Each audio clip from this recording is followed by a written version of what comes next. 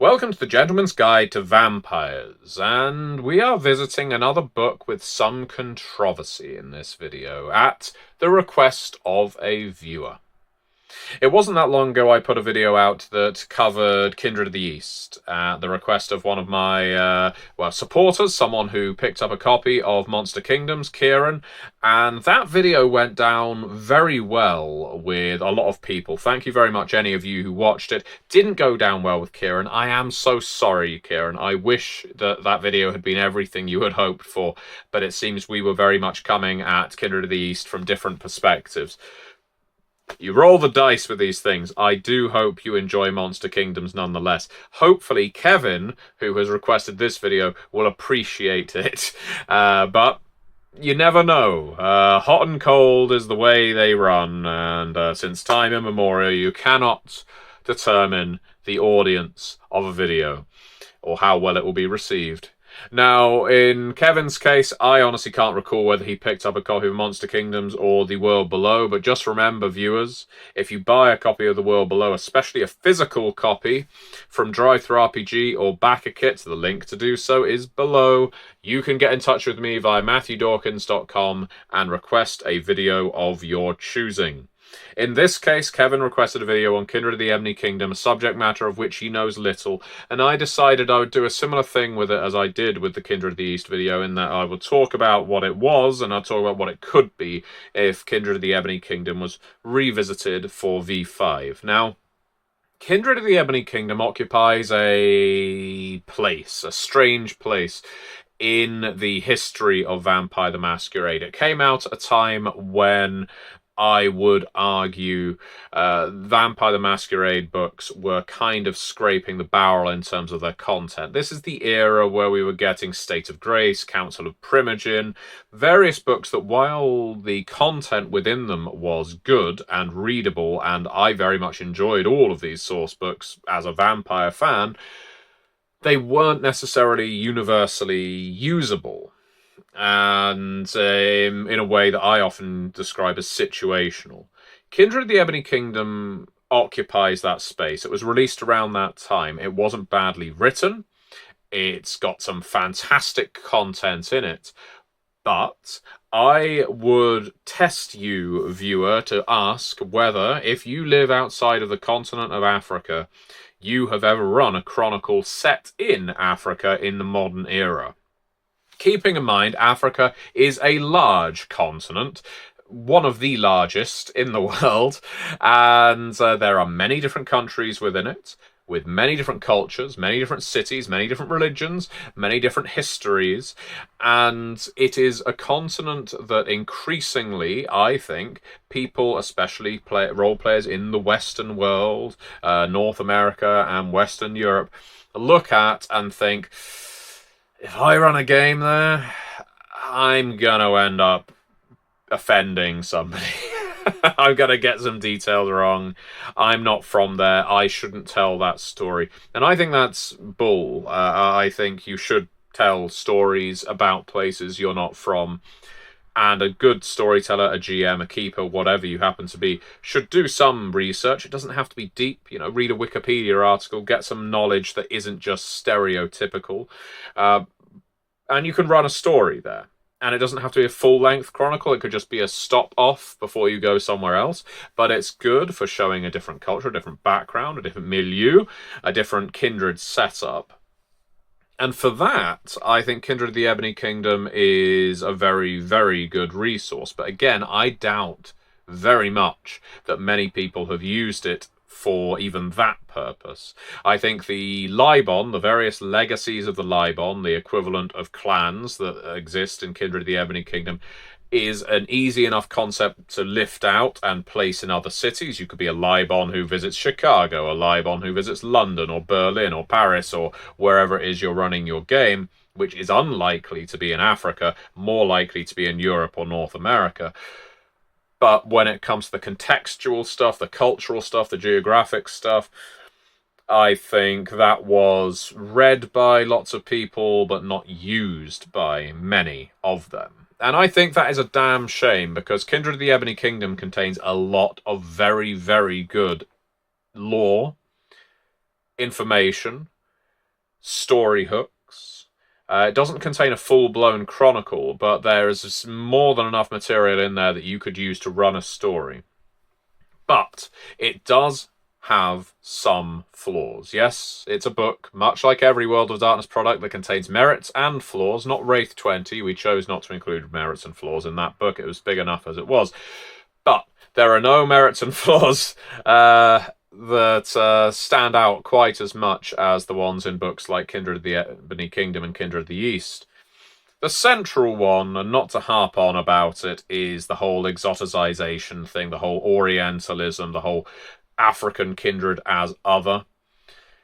Kindred of the Ebony Kingdom avoids presenting the Libon as a monoculture, and I think we should be very, very glad of that.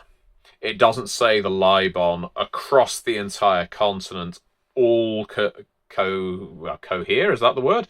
All follow the exact same system or hierarchy or so on, but it gets pretty close to doing so. Here's the thing. Africa as a continent is a much broader array of diverse cultures, peoples, religions, nationalities, some fiercely protected, than just looking at North American kindred. And yes, you could argue that a vampire from Washington State is going to have very different views on certain things than a vampire from Washington, D.C., but I would suggest that a Libon who comes from Addis Ababa is going to have a very different view to a vampire who comes from or was born in Lagos compared to a vampire who was raised in Johannesburg to a vampire who retired in Dakar.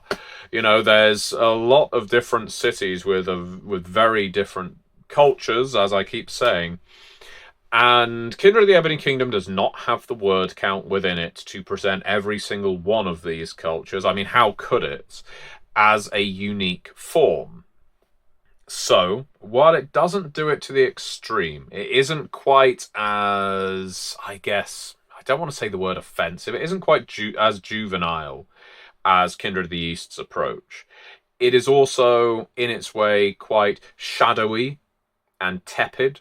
In Kindred of the Ebony Kingdom, it alludes to differences that it never really explores. And therefore, you kind of have to make that material yourself if you're running a game with Kindred of the Ebony Kingdom. On the face of it, I don't think this is a bad thing. I think storytellers should be encouraged to do some work. Storytellers who pull content straight from the book and don't even think about anything else tend to run bad games. As I'm getting older, I am calling out bad GMs where I see them. And I think people who run things straight from a book without any thought around it tend to run shit, and you just happen to be happy to be there around your friends rather than enjoying the story. Sorry, that's my opinion, and I stick by it. But, as I say, Kindred of the Ebony Kingdom does do some things very, very well. Here's what I think it does the least well. And it isn't anything about culture, diaspora, diversity, or anything like that. At least not on a mortal level. It is that it still has the Libon and all of its legacies, many of which mirror, or all of which mirror clans. And that's half of the main issue. The main issue is that they still have the Cain mythos. They spell his name differently. I believe it's K-A-G-N, so Kagan, Khan, Cain.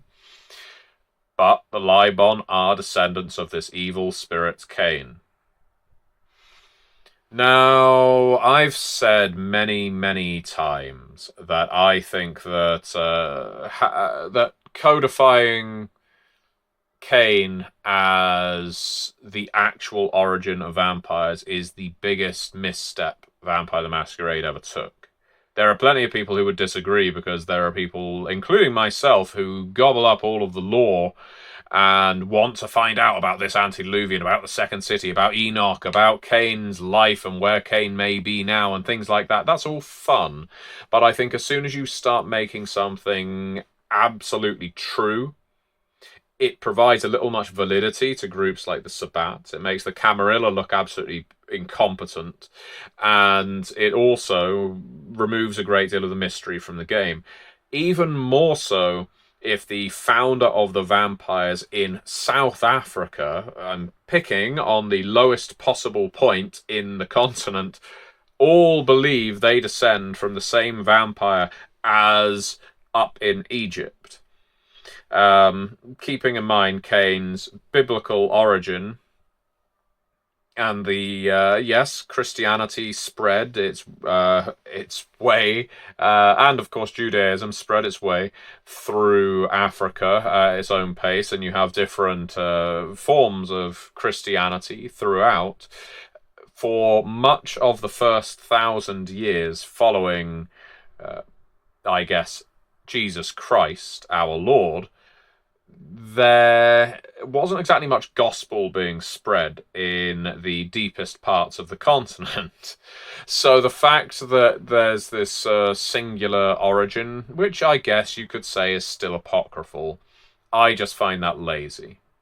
But that again presents the problem. How do you pick on an entire continent and say this book covers it all in thorough detail? It's, I think, almost an exercise in impossibility. You either provide everyone with a thin layer of lore themselves and say, now it's up to you, or you provide a hard and fast rule that some people aren't going to like. And in this case, I guess it's somewhere between, but I don't like that. Now, I do like the Legacies. I don't think they need to be so obviously African versions of the clans in Vampire the Masquerade. And obviously there are some interesting inversions in the Nosferatu, were the ultra charismatic clan in Africa, and the Zimishi have basically fallen to becoming bestial. Well, they're flesh crafters still, but bone crafters, the Nagloper and so forth, and even some of them, I believe the gargoyle, or not the gargoyle, the sheriff in Vampire the Masquerade Bloodlines, the first one, is supposed to be a Nagloper, which is an interesting choice. I really appreciated that Troika decided to pick a sheriff all the way out from somewhere in Africa. There's a lot I enjoy about that, and I especially enjoyed when I read Kindred, the Ebony Kingdom for the first time, trying to join the dots and think, well, if this Nosferatu legacy, basically a bloodline, is ultra charismatic, does that mean that their founder was embraced before Absimiliard, the founder of the Nosferatu, was cursed into hideousness, and this child just happened to run away into Africa and spawn their own bloodline of ultra beautiful, handsome, attractive kindred? That's it's an interesting thing to explore. There are other legacies who are less well defined, I would say, such as the Osibo, who are the Bruja stand-in in Africa, who are the worst form of Bruja in that they are club-wielding thugs just raging and raving and beating people up who piss them off.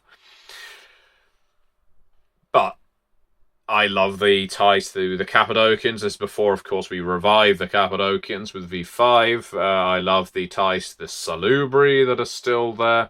I love the fact that the Ventru are very much outsiders, so are the Malkavians. They don't have equivalent legacies. There's a story to be told back there. The issue is that story isn't going to be told at anyone's table. It's always going to be told in someone's head, because so few storytellers are going to base a chronicle around Clan Ventru as a monolith trying to get a foothold in Africa as anything other than colonialists, which is how they're presented. The art of them in Kindred of the Ebony Kingdom has them wearing basically a pith helmet, tan shorts, big mutton mustache. Oh god, I have become a Ventru colonialist. I didn't go for the mustache, just the sideburns. So yeah, there's interesting stuff there. There is interesting stuff. I think that there's work that could be done to make it function better. For if you were trying to release Kindred of the Ebony Kingdom today, you'd want to reject the kind of universalism that the Camarilla presents, or the Anarchs and Camarilla present in the standard Vampire the Masquerade game. Make it less anthropological and more intimate and personal. Basically, you would have to look at kindred society as being culturally contingent in Kindred, the Ebony Kingdom. Not because African countries are isolated from each other, by no means. And if you look at the raft of countries across northern Africa, for example, you're going to see a lot of cultural similarities. There will be distinctions, of course, between Tunisia and Morocco and Libya and Egypt and so forth, but you will also find some similarities there. But you go down further and further south, and remember, this is a huge continent, and if you're looking at Côte d'Ivoire, or the Ivory Coast, and Nigeria, and Sudan, and Ethiopia, well, just because they may be in northern and central Africa does not mean they have anything in common with each other. There are hundreds of miles between, thousands of miles between some of these countries. And that's what presents the issue of looking at Libon culture as singular. Vampires don't need to reflect mortal culture or mortal politics at all, but you do need to have some kind of hook, some kind of foothold, something that gives relatability to the players. That's a problem, because players want an easy hook, something they get on with, and so Camarilla, very easy to understand. Anarch, very easy to understand. But if you say that vampire culture is like this in Nigeria, and like this in Ethiopia, and like this in Sudan, and like this in Zambia, and this in Zimbabwe, and so on, you're going to confuse your players. So it's less about looking at Africa as a continent, I think, and more about looking at the country, and more accurately the city and the cities near it, that would help you run a Kindred of the Ebony Kingdom today, or write a 5th edition version of Kindred of the Ebony Kingdom. I would suggest, almost unlike the feudal-esque hierarchy of the Camarilla, you'd want African kindred societies evolving to not necessarily match, but clamp onto, parasite-like, the human cultures of the nations, the cities in which they are occupied. I think you can therefore have the Camarilla presence, because they will occasionally want to exert control over African cities, especially the big ones, especially the westernized ones, as, well, foreign rather than aspirational. The Camarilla can feel like an invading force. They can be the last dregs of colonialism, and they can be modern imperialism and colonialism. They don't all have to have foreign kindred in them, but your Libon split across Lagos, let's say, may have a cultural and ethical divide, as well as a political one, between the Libon who hold on to their traditions and the Libon who move to grasp Camarilla traditions. That can create an interesting background that doesn't immediately devolve into Camarilla and Anarch.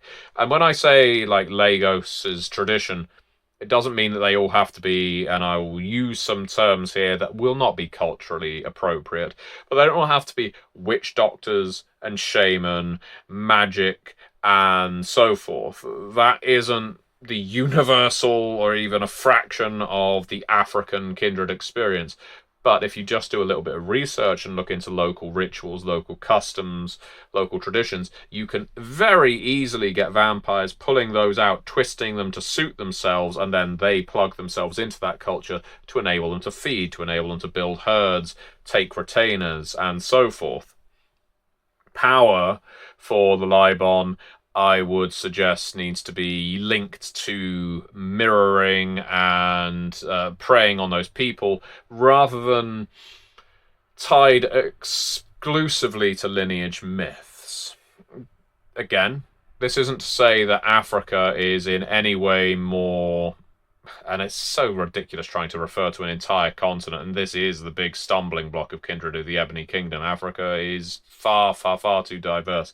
Oddly, I say oddly, I understand why, but it's a strange thing where still today, I would suggest some authors, some role players, the average person would still refer to Africa as a uniform block, but they would never do so with Asia. Because Asia is so visually broad, despite the fact China and Russia dominate much of it territorially, the number of countries in Southeast Asia, the number of island countries in Asia, almost physically represent distinction in culture. I would suggest, and maybe I'm completely off base here, that the average player, if they were told they're an Asian vampire, they would say, which part of Asia are you from? If, however, you said they're an African vampire, I think there would be some people who would just take that at face value. Oh, he's black then. He's probably got some connection to slavery. Maybe he's got some tribal customs. Yeah. I don't want to say it's embarrassing, but it kind of shows the limitations of we as human beings to understand absolutely everything that's going on in the world all at the same time. It's not a fault. You don't need to always have everything coming in at once. But what it means is when you're looking at something like Kindred of the Ebony Kingdom or Kindred of the East or Kindred of South America or anywhere that isn't your natural habitat, it pays to do a little bit of research and make that research fun. If it isn't fun to look it up, then maybe don't run a game there. There are, again, parts that work in Ebony Kingdom. Vampires as participants in social networks, families, extended families. That's something that Kindred of the Ebony Kingdom does very well. It emphasizes the fact that in a lot of African nations, the family unit is still incredibly important, and family tradition, ancestry going back many, many generations should be important not only to the mortals, but also to the vampires.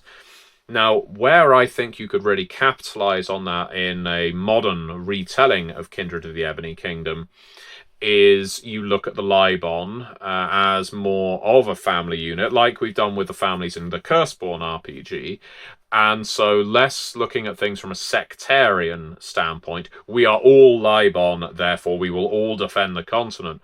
It is very much I am Guruhi, therefore every other vampire in my line is as close to me as a brother. That it could really present some interesting plot, some interesting scenarios where you have what are basically clan wars.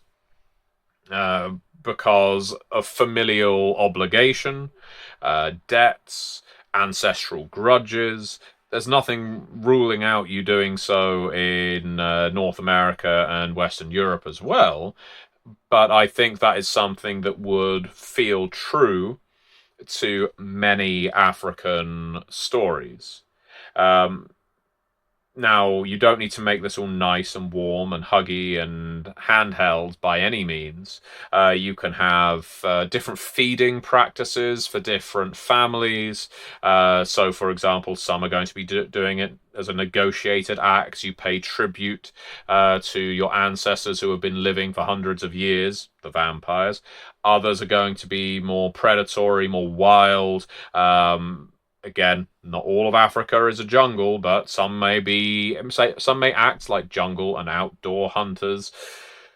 Others are going to tie it up in cultural and religious rituals, things that are reminiscent of the past, which would be particularly popular among certain nativist groups. I don't say native, but nativist groups who want to return to certain old customs and old ways. And so you can, by all means, look at that too. The idea that breaking community trust is more dangerous than I guess, violating abstract laws imposed by a prince, I think is something you could very much get on board with. It allows the Libon to play more with the herds and their mortal relatives than, let's say, in broader kindred society. So extended families, religious congregations, neighborhood associations, political movements, economic networks, all of these things could form a significant part of a chronicle set in Africa or an African nation. Likewise, your legacies as cultural traditions rather than as clans. So the bloodline is more of a social construct. You would learn your clan identify rather than just simply inherit it and feel it through your blood. You are a Nagloper. What does that mean? Well, what did it mean to every previous Nagloper in your line? So I think one of the best ways that you could handle Kindred of the Ebony Kingdom, I mentioned this before, when talking about how Africa is such a broad canvas, is to look at it from a regional perspective. So what would a chronicle look like in Nigeria, for example, in Lagos, in Abuja, in Port Harcourt, for example? Well, let's look at Lagos. Lagos is a mega city. There are 20 million souls living in Lagos. So, you know, this is a metropolis. This is the kind of city where you would be looking at hundreds of kindred among the populace. It would be impossible to govern such a thing. No matter how powerful a vampire on top is, they're not going to be able to remain aware of everything that's going on there. So remove all thoughts of the Camarilla from your mind, at least as it traditionally functions. So endless hunger, but endless opportunities to feed. Violence is probably quite common, but the wealth disparity is incredibly broad. So you'd have vampires who are cloistered within the secure enclosures of the city, among the wealthy, the tech bros. You know, there is a booming tech industry in cities like Lagos. You've got vampires there, but you've got other vampires who live among the massive populace, and they probably have very different cultural ways of feeding, of exerting primacy over their territory, and so forth. I would suggest that Libon elders in Lagos would struggle to control their feeding and the feeding of others without drawing international attention, because there's so many people here. While that in theory means that your actions could be lost in the crowd, it also means that there's an awful lot of ways for it to get recorded, escape. How on earth do you enforce any kind of masquerade in a city this big?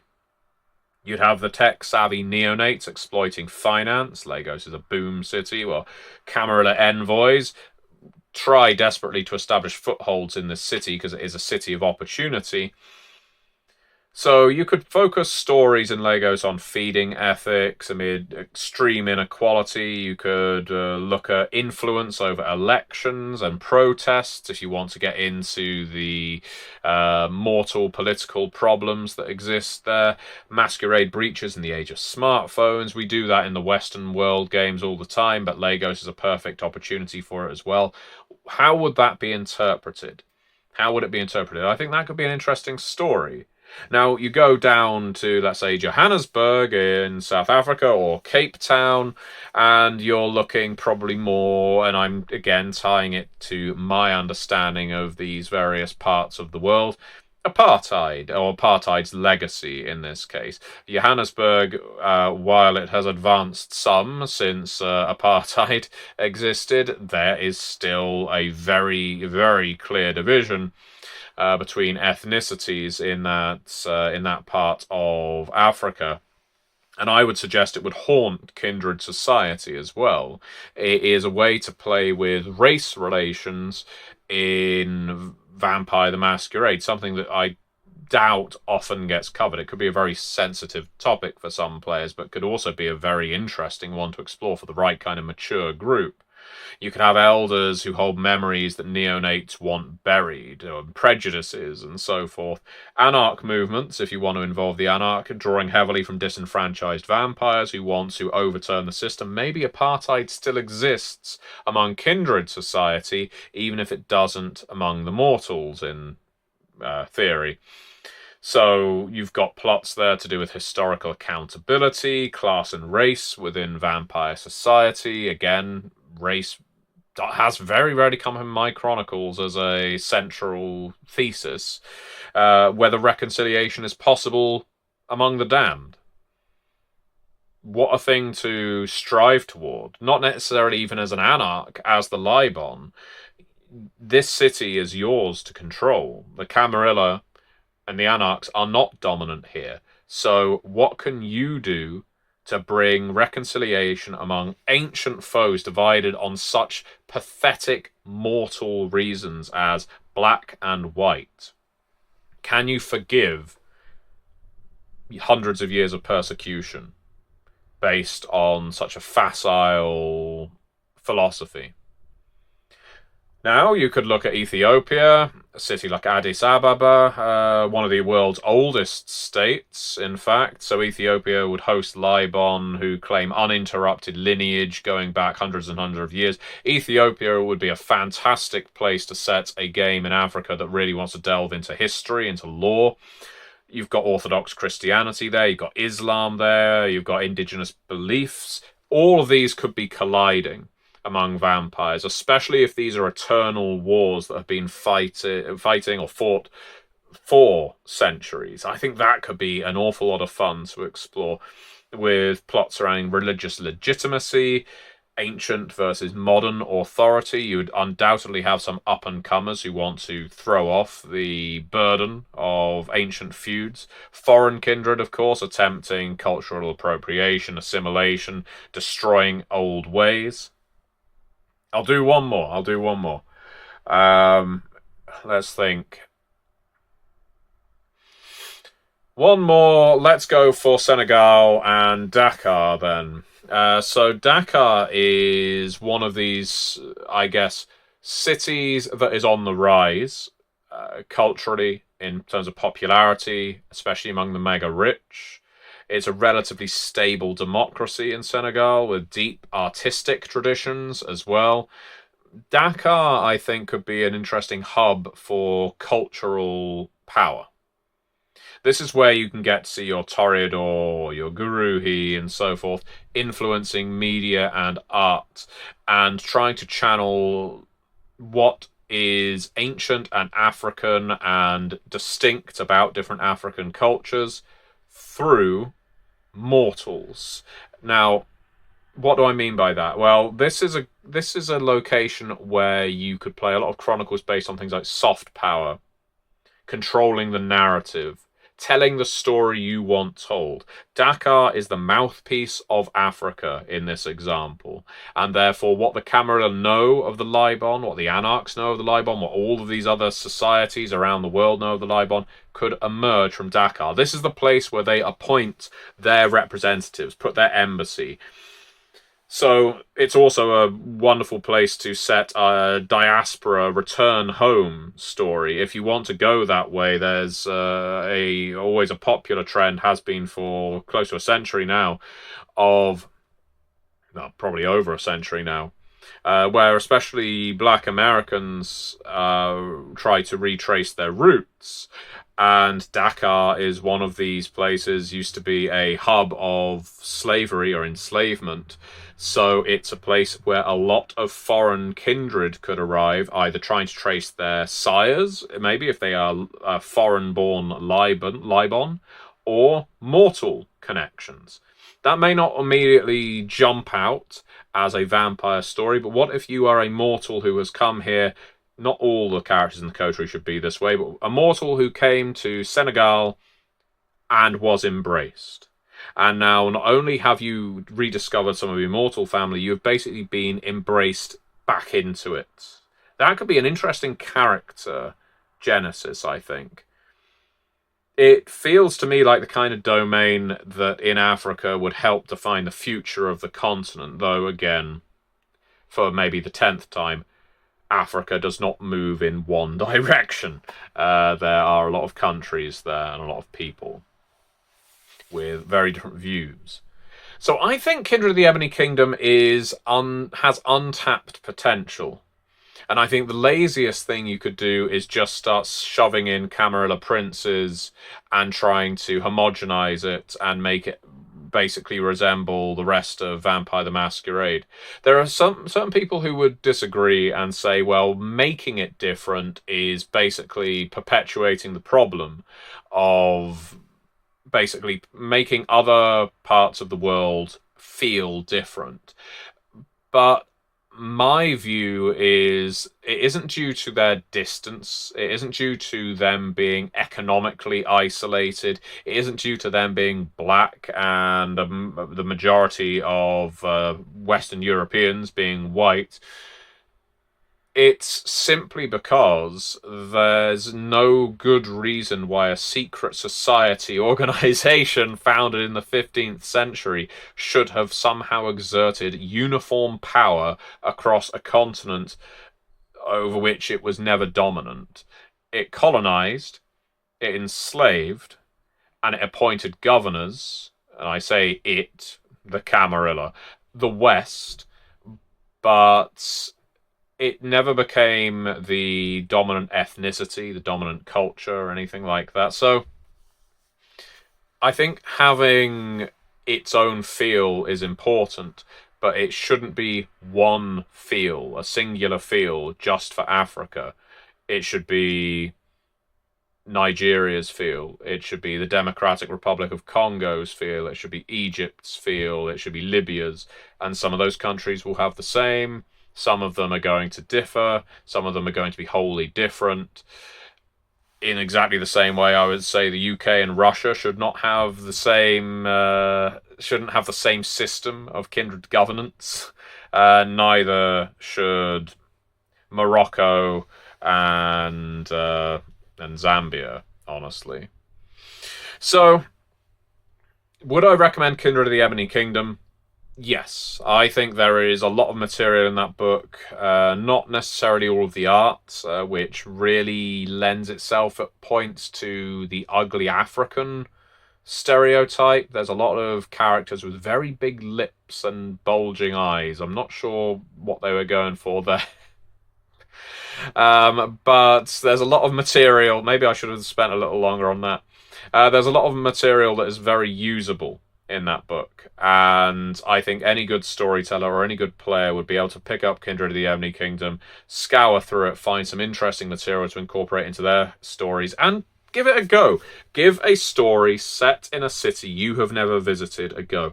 Do a little bit of research, pick up a book, go to your library, or just read Wikipedia, or find a podcast that delves into the mythology of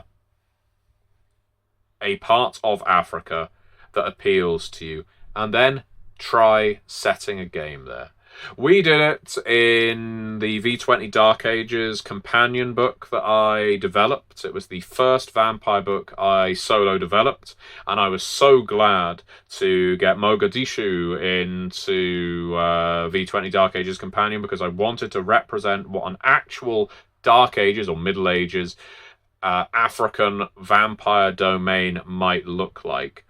I invite you to do the same. And I also invite you, if you happen to pick up a hard copy of The World Below, please get in touch with me via MatthewDawkins.com and request a video of your choosing. Thank you very much for watching. I will be seeing you.